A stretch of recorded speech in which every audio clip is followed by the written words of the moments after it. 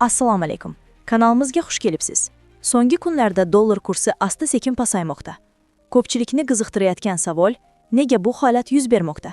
Hozirda 1 dollar taxminan 12.170 so'm atrofida. Global miqyosda esa dollar biroz zaiflashmoqda. Buning bir necha asosiy sabablari bor. Birinchidan, AQShning davlat qarzi oshmoqda. Bu esa investorlar orasida ishonchsizlikni keltirib chiqarmoqda.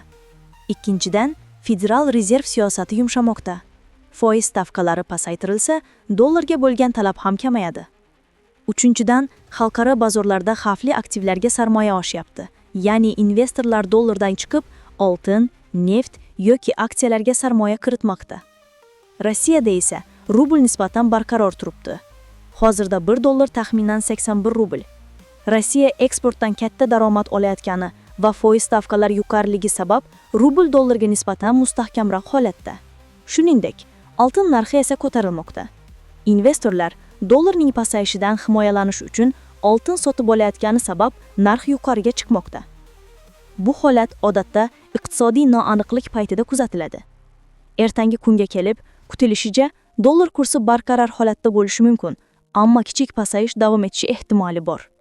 Buning sababi bozor hali ham Federal rezerv qarorlarini kutmoqda.